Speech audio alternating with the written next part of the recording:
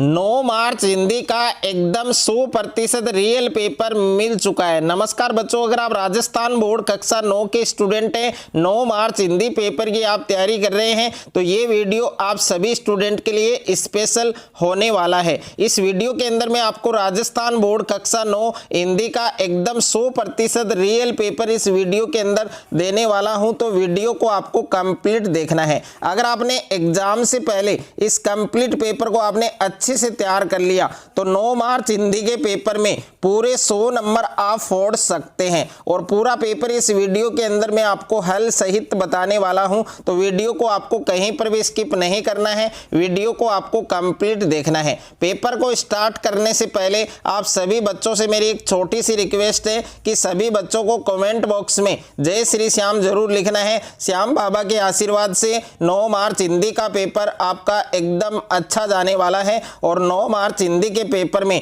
सभी स्टूडेंट 100 में से 100 नंबर है वो फोड़कर आने वाले हैं। तो सभी बच्चों को कमेंट बॉक्स में जय श्री श्याम हारे का सहारा जरूर लिखना है। और पेपर के अंदर सबसे पहले आपको अनुक्रमांक है, रोल नंबर है, यहाँ पर आपको अंकों में लिखना है और यहाँ पर रोल नंबर आपको शब्दों में लिखना है। और पेपर में कुल प्रश्नों की संख्या आपको 11 प्रश्न आपको पेपर में दिए गए हैं। और जो समय है, जो टाइम है, वो आपको 3 घंटे 15 मिनट मिलेंगे। 3 घंटे 15 मिनट में हिंदी का ये पूरा पेपर आपको हल करना है। और पूर्णांक आपके 100 नंबर का हिंदी का ये पेपर आने वाला है। अगर आपको भी 9 मार्च हिंदी के पेपर में पूरे 100 नंबर फोड़ने हैं, पूरे 100 नंबर अगर आपको लाने हैं, तो ये पूरा पेपर आपको एग्जाम से पहले अच्छे से आपको तैयार करना है।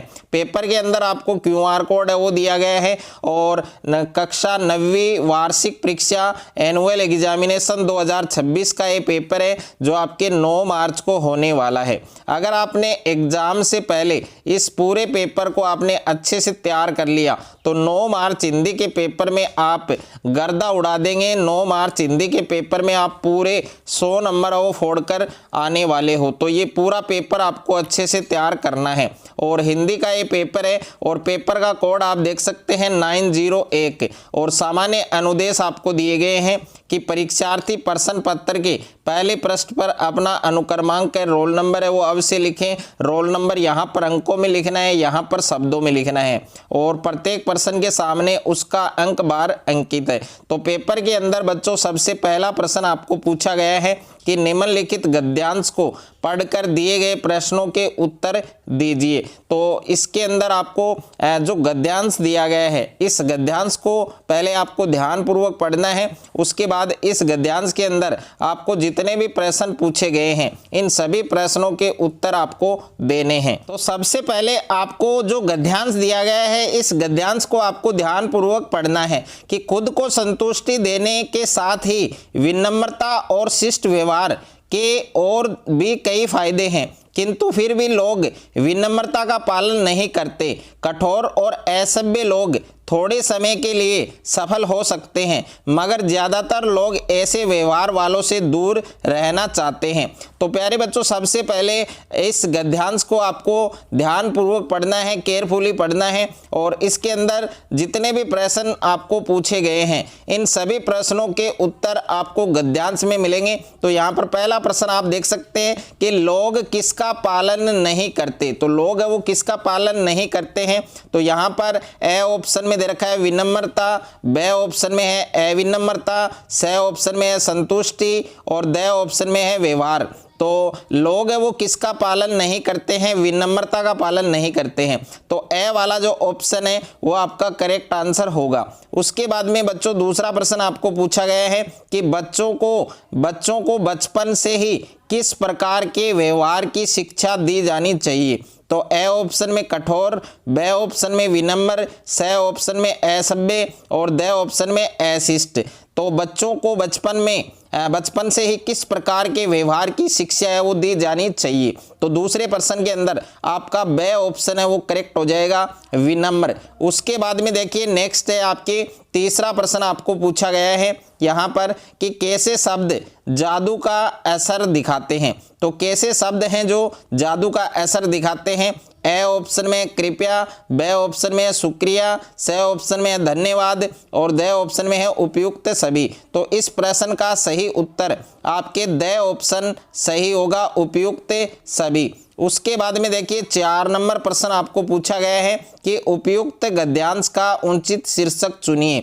तो ए ऑप्शन में दे रखा है कठोर और असभ्य व्यवहार, बे ऑप्शन में है विनम्र और शिष्ट व्यवहार, स ऑप्शन में है साधारण व्यवहार और द ऑप्शन में है अशिष्ट व्यवहार। तो देखिए 4 नंबर जो प्रश्न है, 4 नंबर जो प्रश्न है इसका सही उत्तर प्यारे बच्चों आपके यहाँ पर देखिए 4 नंबर जो प्रश्न है इसका सही उत्तर आपके ब वाला ऑप्शन करेक्ट होगा, विनम्र और शिष्ट व्यवहार। तो इस गद्यांश का उचित शीर्षक क्या होगा, विनम्र और शिष्ट व्यवहार होगा। उसके बाद में प्यारे बच्चों 5वां प्रश्न आपको पूछा गया है कि विनम्र में उपसर्ग बताइए। तो विनम्र शब्द है, इसमें कौन सा उपसर्ग होगा, ए ऑप्शन में दे रखा है नम्र, बे ऑप्शन में है वी और स ऑप्शन में है विन और द ऑप्शन में है मर। ओके, तो यहाँ पर विनम्र शब्द है, इसमें कौन सा उपसर्ग होगा, यहाँ पर वी उपसर्ग होगा। तो इस प्रश्न का सही उत्तर आपके ब ऑप्शन हो जाएगा। उसके बाद में देखिए दूसरा प्रश्न आपको पूछा गया है कि निम्नलिखित पद्यांश को पढ़कर दिए गए प्रश्नों के उत्तर लिखिए। तो आपको पद्यांश दिया गया है, इस पद्यांश को आपको ध्यानपूर्वक पढ़ना है और उसके बाद में इस पद्यांश के अंदर आपको जितने भी प्रश्न पूछे गए हैं इन सभी प्रश्नों के उत्तर आपको देने हैं। तो इधर उधर मत देख, नाव को लहरों में लेता चल मांझी, डरता क्यों तू अगर व्योम में उठता आता, अंध बवंडर रुकता क्यों यदि रोम रोम से। तो प्यारे बच्चों ये जो पद्यांश आपको दिया गया है, इस पद्यांश को पहले आपको कंप्लीट पढ़ना है, ध्यानपूर्वक पढ़ना है। उसके बाद इस पद्यांश के अंदर आपको जितने भी प्रश्न पूछे गए हैं इन सभी प्रश्नों के उत्तर आपको देने हैं। तो यहाँ पर पहला प्रश्न आपको पूछा गया है कि उपयुक्त पद्यांश का उचित शीर्षक है। तो ए ऑप्शन में दे रखा है नाव, बे ऑप्शन में है लहर, स ऑप्शन में है आपके बवंडर और द ऑप्शन में है मांझी। तो पहला प्रश्न है, इसका सही उत्तर आपके द ऑप्शन हो जाएगा मांझी। ओके, उसके बाद में देखिए दूसरा प्रश्न आपको पूछा गया है कि मांझी को बढ़ता देखकर कौन पानी हो गया। तो ए ऑप्शन में है आदमी, बे ऑप्शन में है वियोग, स ऑप्शन में है आंधिया, द ऑप्शन में है सिंधु। तो दूसरे प्रश्न का सही उत्तर क्या होगा बच्चों, आपकी सिंधु हो जाएगा, यानी द वाला जो ऑप्शन है वो आपका करेक्ट आंसर होगा। उसके बाद में तीसरा प्रश्न आपको पूछा गया है कि मांझी किसका अभिनंदन करता है। तो मांझी है वो किसका अभिनंदन करता है, ए ऑप्शन में है भुजाओं का, बे ऑप्शन में है संकटों का, स ऑप्शन में है नाव का और द ऑप्शन में है भंवरों का। तो मांझी है वो किसका अभिनंदन करता है आपके, तो इस प्रश्न का सही उत्तर आपके द ऑप्शन हो जाएगा, द ऑप्शन के अंदर है भंवरों का। उसके बाद में अगला प्रश्न है आपके प्रश्न संख्या 4 आपको पूछा गया है कि सिंधु सूता में समास है। तो सिंधु सूता में कौन सा समास होगा। तो ए ऑप्शन में है तत्पुरुष, बे ऑप्शन में है द्विगु, स ऑप्शन में है बहुव्रीहि और द ऑप्शन में है द्वंद्व। तो सिंधु सूता है, इसमें कौन सा समास होगा, तत्पुरुष समास होगा। तो 4 नंबर प्रश्न का सही उत्तर आपके ए वाला ऑप्शन करेक्ट आंसर होगा। 5वां प्रश्न आपको पूछा गया है कि आकाश शब्द के लिए पद्यांश में से क्या शब्द प्रयुक्त हुआ है। तो ए ऑप्शन में है नभ, बे ऑप्शन में है कंपन, स ऑप्शन में है व्योम और द ऑप्शन में है नक्रो। तो देखिए 5वां जो प्रश्न है इसका सही उत्तर होगा आपके स ऑप्शन यानी व्योम। उसके बाद में देखिए बच्चों 3 नंबर प्रश्न आपको पूछा गया है यहाँ पर कि निम्नलिखित में से किसी एक विषय पर निबंध आपको लिखना है। तो इसमें पहला निबंध आपको दे रखा है मोबाइल फोन का बढ़ता प्रचलन और इसमें आपको पॉइंट दे रखे हैं, प्रस्तावना है, मोबाइल फ़ोन से लाभ आपको दे रखे हैं और मोबाइल के दुष्परिणाम दे रखे हैं और नेक्स्ट पॉइंट है आपके उपसहार। दूसरा है बच्चों आपके वन बचाओ सुख समृद्धि लाओ। तो यहाँ पर ए पॉइंट आपके दे रखा है प्रस्तावना, ब में है वनों से लाभ, वन विनाश के दुष्परिणाम हैं, जंगलों की सुरक्षा के उपाय हैं, उपसहार है। उसके बाद में तीसरा निबंध आपको दिया गया है कि पर्यावरण प्रदूषण एक समस्या। तो इसमें प्रस्तावना है, पर्यावरण प्रदूषण के प्रकार हैं, पर्यावरण प्रदूषण के कुप्रभाव हैं, निवारण के उपाय हैं और उपसार है। तो आपको 3 निबंध दिए गए हैं, इन 3 में से कौन सा निबंध आप लिखेंगे एग्जाम के अंदर वो आपको कमेंट बॉक्स में बताना है। उसके बाद में देखिए अगला प्रश्न दे रखा है आपके प्रश्न संख्या 4 है कि आपके पिताजी का स्थानांतरण जयपुर हो गया है, अतः जयपुर के विद्यालय में प्रवेश लेने के लिए आपको स्थानांतरण प्रमाण पत्र की आवश्यकता है। अपने विद्यालय के प्रधानाचार्य को इस आशय का प्रार्थना पत्र आपको लिखना है। अगर आपको प्रार्थना पत्र नहीं आ रहा है तो अथवा में भी आपको एक प्रश्न दिया गया है, ये आप कर सकते हैं कि अपने मित्र को परीक्षा में प्रथम आने पर बधाई देते हुए आपको एक पत्र है वो लिखना है। उसके बाद में बच्चों 5वां प्रश्न है आपके कि रिक्त स्थानों की पूर्ति कीजिए। आपको रिक्त स्थानों की पूर्ति करनी है। तो यहाँ पर पहला प्रश्न है कि सवैये के रचयिता कौन है। तो सवैये के जो रचयिता है वो कौन है। तो इस पहले रिक्त स्थान में आपको लिखना है रसखान। क्या लिखना है बच्चों, रसखान आपको लिखना है। तो यहाँ पर देखिए वाक्य है वो आपको शुद्ध रूप से लिखना है, सही लिखना है, इसमें किसी भी प्रकार की आपको गलती नहीं करनी है। अगर मात्रा वगैरह की आपने गलती कर दी तो आपके मार्क्स हैं वो कट जाएंगे। तो सवैये का जो सवैये हैं उनके रचयिता हैं वो कौन है, रसखान है। तो पहले रिक्त स्थान में रसखान लिखना है। उसके बाद में दूसरा है आपके कि संज्ञा के स्थान पर प्रयुक्त होने वाले शब्द को क्या कहते हैं। तो संज्ञा के स्थान पर प्रयुक्त होने वाले जो शब्द हैं वो बच्चों क्या कहलाते हैं, सर्वनाम कहलाते हैं। तो दूसरे रिक्त स्थान में आपको क्या लिखना है बच्चों, सर्वनाम लिखना है। उसके बाद में देखिए तीसरा रिक्त स्थान आपको पूछा गया है कि कबीर ने संसार को के समान बताया। तो कबीर ने संसार को किसके समान बताया, कुत्ते के समान बताया। तो इसमें आपको क्या लिखना है बच्चों, इसमें आपको कुत्ते लिखना है। क्या लिखना है, कुत्ते आपको इसमें लिखना है। उसके बाद में देखिए 4 नंबर रिक्त स्थान है आपके कि बापू ने महादेवी वर्मा से क्या मांगा। तो बापू ने महादेवी वर्मा से क्या मांगा, कटोरा। तो इस रिक्त स्थान में आपको क्या लिखना है बच्चों, कटोरा लिखना है। उसके बाद में अगला प्रश्न है आपके 5वां की लेखिका का बेगम साहिबा के बेटे को बांधती थी। तो लेखिका बेगम साहिबा के बेटे को क्या बांधती थी, राखी बांधती थी। तो इस रिक्त स्थान में आपको क्या लिखना है, राखी लिखना है।